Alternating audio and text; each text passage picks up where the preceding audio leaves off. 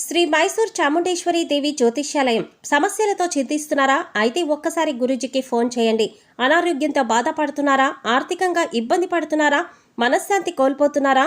విద్య, ఉద్యోగం, విదేశీ ప్రయాణం, ప్రేమ, పెళ్లి, సంతానం, భార్యాభర్తల మధ్య గొడవలు, అనుమానాలు రావడం, నరదృష్టి, కుజదోషం, చేతబడి, వశీకరణ, రావలసిన డబ్బులు రాకపోవడం, ఇళ్లు స్థలాలు అమ్ముడుపోకపోవడం, ఎన్ని సంబంధాలు చూసినా పెళ్లి ముడిపడకపోవడం, ఇలా ఎటువంటి సమస్యలకైనా అంజనం వేసి ఫోన్ ద్వారానే జ్యోతిష్యం చెప్పబడును. Cell number 9652484281. ఓం శ్రీమాత్రే నమః. ఛానల్లోకి స్వాగతం అండి. కన్య రాశి వారికి సెప్టెంబర్ 25, 26, 27 తేదీలలో జరగబోయేది ఇదే. మీ జీవితానికి సంబంధించిన ప్రతి రహస్యం బయటపడుతోంది. నిజాలు తెలుసుకొని మీరు ఆశ్చర్యపోతారు.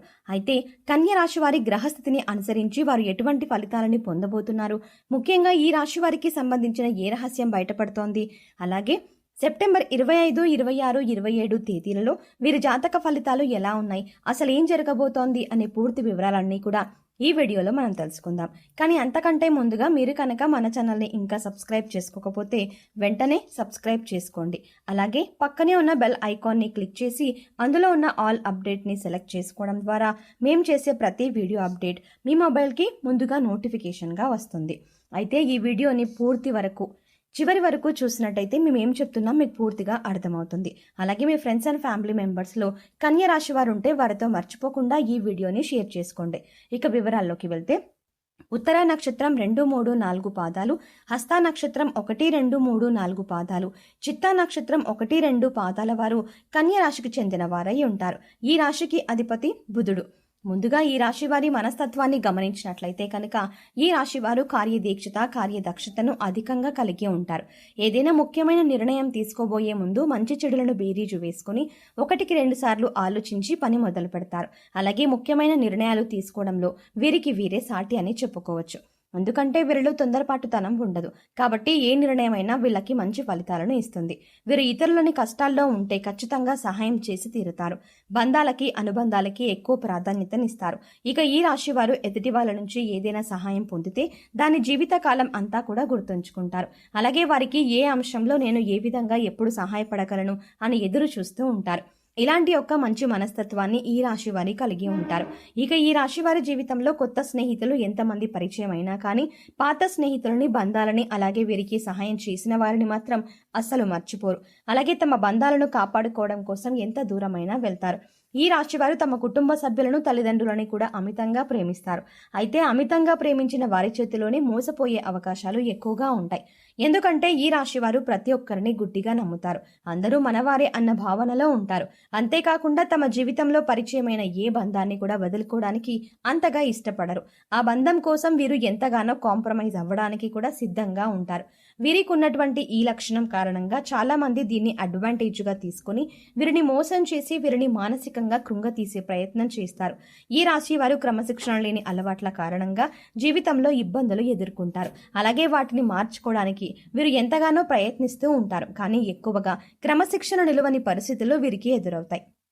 కారణం ఏదేమైనప్పటికీ కూడా ఎక్కువ కాలం క్రమశిక్షణతో ఉండలేరు. వీరిలో ఆవేశం కూడా ఎక్కువని చెప్పాలి.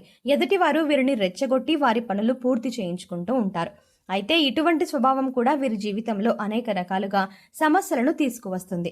ఇక మానసికంగా ఈ రాశి వారు దృఢంగా ఉన్నప్పటికీ కూడా వీరికి సంబంధించిన సమస్యలు, బాధలు ఇతరులతో చెప్పడానికి పెద్దగా ఇష్టపడరు.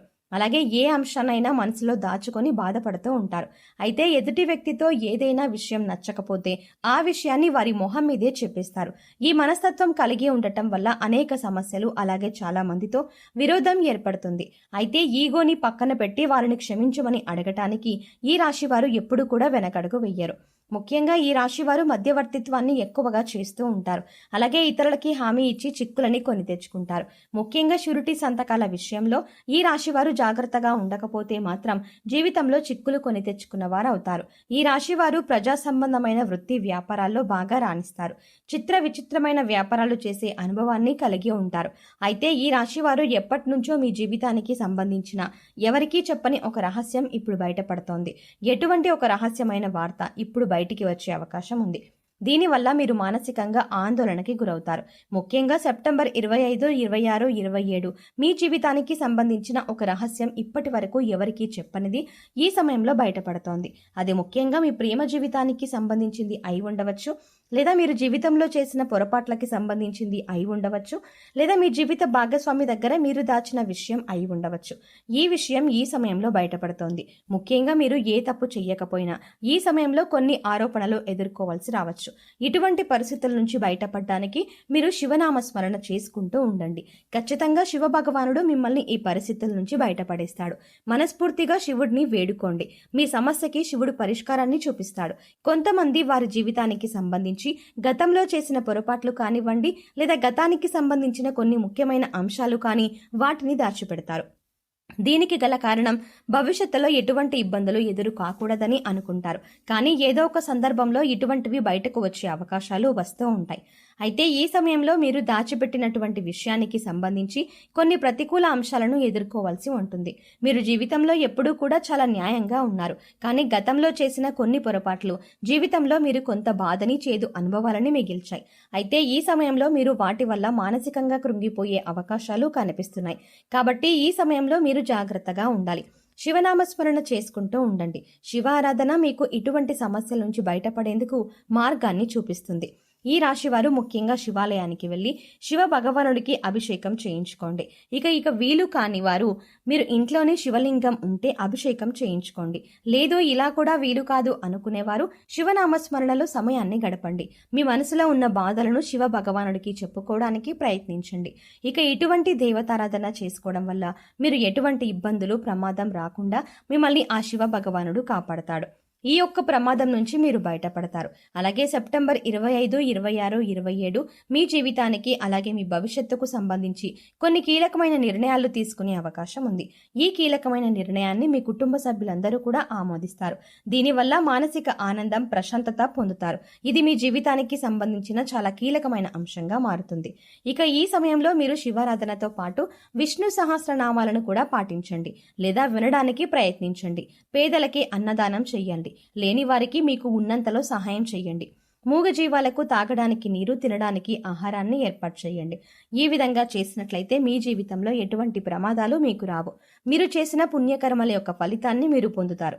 మీరు సాయం ఏ రూపంలో చేసినప్పటికీ కూడా పుణ్యకర్మ యొక్క ప్రతిఫలాన్ని మీరు పొందుతారు. పితృపక్షాల సందర్భంగా మీరు కాకులకి అన్నం పెట్టండి. మద్య మాంసాలు తీసుకోవడం మానేయాలి. కొత్త బట్టలు కొనుక్కోవడం, శుభకార్యం చేయడం వంటివి ఈ 15 రోజులు చెయ్యకూడదు. అలాగే షేవింగ్, కటింగ్ వంటివి కూడా చేయించుకోకుండా ఉంటే మంచిది. ఈ సమయంలో దాన ధర్మాలు చేయడం వల్ల పితృదేవతలు శాంతించి మిమ్మల్ని మనస్ఫూర్తిగా ఆశీర్వదిస్తారు. దీని కారణంగా మీరు జీవితంలో అభ్యున్నతిని పొందుతారు.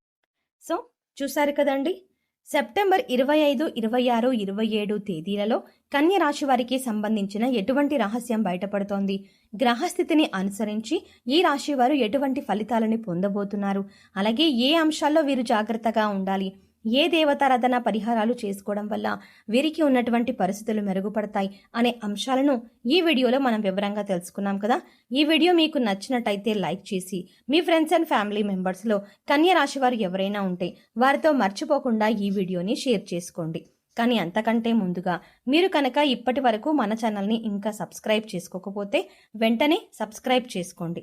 అలాగే పక్కనే ఉన్న బెల్ ఐకాన్ని క్లిక్ చేసి అందులో ఉన్న ఆల్ అప్డేట్ని సెలెక్ట్ చేసుకోవడం ద్వారా మేం చేసే ప్రతి వీడియో అప్డేట్ మీ మొబైల్కి ముందుగా నోటిఫికేషన్గా అందుతుంది. మరో చక్కటి వీడియోతో మళ్ళీ కలుద్దామండి. ఓం శ్రీమాత్రే నమః.